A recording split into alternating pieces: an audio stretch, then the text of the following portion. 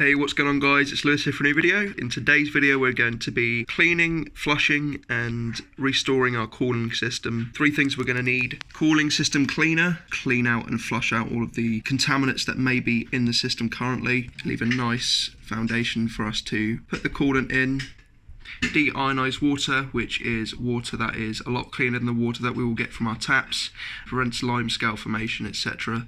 And we're also going to need the relevant antifreeze and coolant for our cooling system. So my Ford Fiesta ST180 uses red coolant, so I've gone with red coolant, and it's always best to stick with the same colour coolant as it's the one that's made for your vehicle best. Alright guys, so to start off we're doing a 50-50 dilution. This is fully concentrate, it's not ready mixed, so we're going to want to mix it ourselves. 50-50, so I want to do all of this down to 2.5 because it's 5 litre bottle. Same with the deionized water, so we're going to do that now.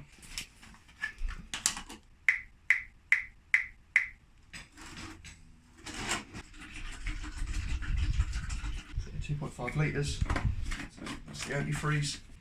So deionized water, that's about 2.5 litres there. Give it a good shake, really mix it all in there. Rule of thumb, open it, take a big swig. Don't do that by the way, you'll probably end up kidding yourself. That's our mixture there, 50-50 mixture, 5 litres in total. Ja! Next step, we need to remove the radiator pipe, that one right there. This one with the weird clip on it. I don't actually know what these clips are called. We need to remove that and get all of the fluid that's currently in the coolant system out. With the help of our trusty bucket right here as well. Be very careful. If you've got hot coolant, you're probably going to give yourself second-degree burns if you're not careful enough, so be very careful. Would not recommend doing this on a hot car, by the way. You right there, Dave? Yeah, good mate, yep. Next step is to, while that's draining, take the cap off and release the pressure from the cooling system. Jesus Christ, that is hot.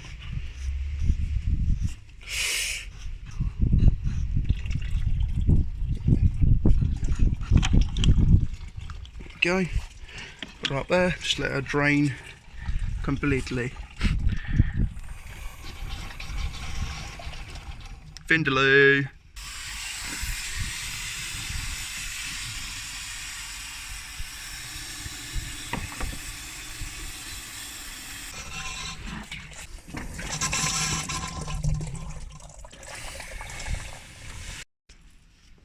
After we've flushed out the engine, the technique that Dave done, is that actually the way you're supposed to do it? Or are you supposed to use compressed air? Compressed air, mate, yeah, you could do, or you could use a bleeder, air bleeder. Or... Right, okay. Yeah. So, I mean, the method that Dave done worked. Basically popped this off and he sort of filled up all the holes and put pressure into the system, and it flushed out the rest of the coolant, hosed it in, and then after that fill it up halfway with water, and I believe, is it the rest we have to fill up with the flush? Put the flush in, this stuff. And then fill up to the top. Right, So, cool. Yeah. So the whole bottle of flush? Whole bottle of flush. Cool. Make sure we don't waste anything, because we are living in a first world country and we are actually privileged, so we want to not act like an arsehole. Cool. Right, now we're going to fill up the rest with water until we get to the max line, and then run the engine for 10 minutes. I'm going to make sure it's all up to the max line. A little bit more. A little bit over the max line, that's not a problem. Make sure all of your hoses, your radiator hoses, etc. are on and secure, by the way. Right, now we need to turn on the car and allow it to run on tick over for 10 minutes. Little tip from Dave, put on your heaters all the way up to hot, bring it all the way up. Any heater, just to pull the coolant through the system a little bit more. And the flush. Dave's just quickly releasing a bit of the pressure from the system. See, it's bubbling up now, so it's pretty much there. Right, it's been 10 minutes now, so you know what time it is?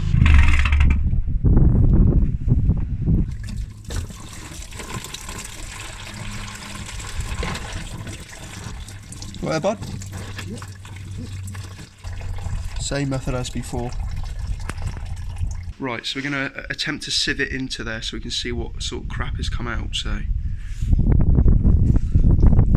and that's going to drain through, and then we're going to be able to actually gauge and see how much crap has actually come out of that. Jesus.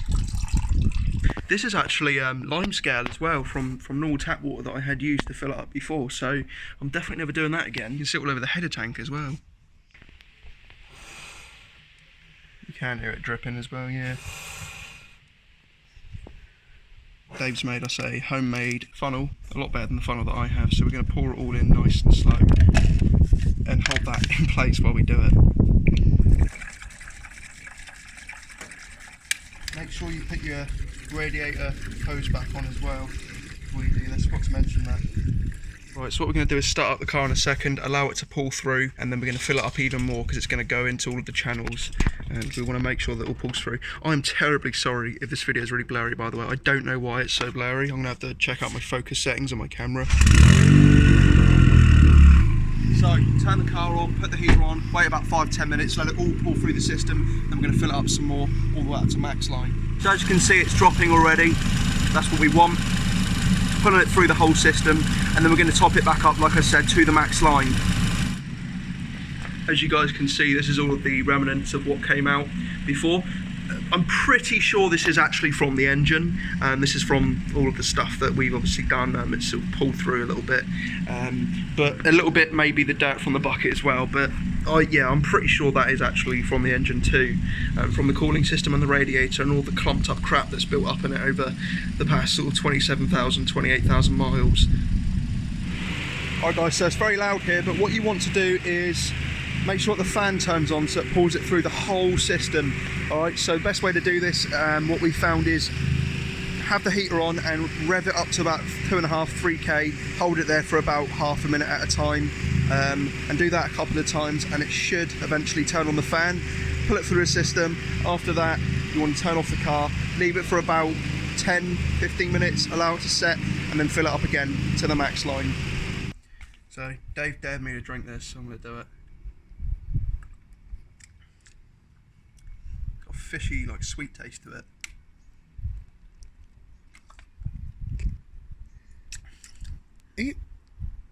That's your fucking juice, mate. You actually got me then for a fucking second, mate. I'm not even... Alright guys, so Dave left a couple of hours ago. In the end, I did top it up to the max. It was pretty much just set at max anyway, which is all good. But yeah, that's how to do that. Like I say, I'm a noob, I'm not professional.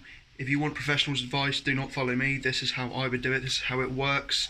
And I think it's better to do it on your own as well, because it gives you more time to actually pay attention to things, and if you know how to do it, then that's even better. So I've learned a new thing today, and that's special thanks to Dave, because I've never done this before. He's taught me new things, and that's what I really appreciate. He's, you know, getting involved in the videos and teaching me new things, and I've learned new things through not just Dave but all of you guys as well.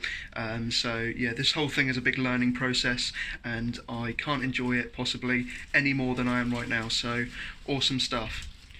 We've actually currently got the grille off the car right now, and the reason for that is because we're going to tomorrow be redoing the grille delete, just deleting this little section and this little section here to really tidy things up. So we're currently grille-less, but I've also taken a lot of the pinstripe off the front of the car as well. I thought it was a little bit too in your face, and I actually really prefer it the way it looks now, where it's just nice and sort of tidy. What do you guys think? I mean, I think the pinstripe looked cool, but I think it was a little bit too much. The little touches of blue like the cage and the wheels is absolutely perfect, but on the front I think I'm going to use it subtle but effective. So yeah, that just about wraps up the video for today, guys. I hope you learned something new. I'm learning every day that I do these new things, and I really appreciate everyone that's sort of given me information and helped me out along the process, because it means a lot to me. And if I'm not learning, I'm not feeling too great. I don't know, I just love to learn new things constantly. So yeah, really good stuff. I'd also like to take this opportunity to let you guys know that there is going to be a TTP X High Rollers meet next month on the 21st of July. I believe it starts at 8 PM, but don't quote me on that. I'll put the details down in the description below. If you're interested, please come along. It's going to be a massive meet down in Southampton. There's already about 300 people interested in the event, all going, and it's only going to get bigger as the time goes on. So if you're looking to go to a big meet next month, willing to come down, maybe you're from a little bit away, we'll make it worth your while. You can come meet me. me, I'll love to meet you if you're coming down. It will just be a really fantastic meet. It's going to be massive, and it's actually a charity event meet as well for Help for Heroes, I believe. So there's going to be fundraising there, and cool prizes such as best engine bay, best car, best detail, all of that good stuff. So I'd like to see you guys there. It'll be a really great meet, and yeah, I just really look forward to it. But for now, that's everything. I hope you guys enjoyed this video once again. It's lovely to see you again, and until next time, you stay frosty. I will see you in the next video. Goodbye.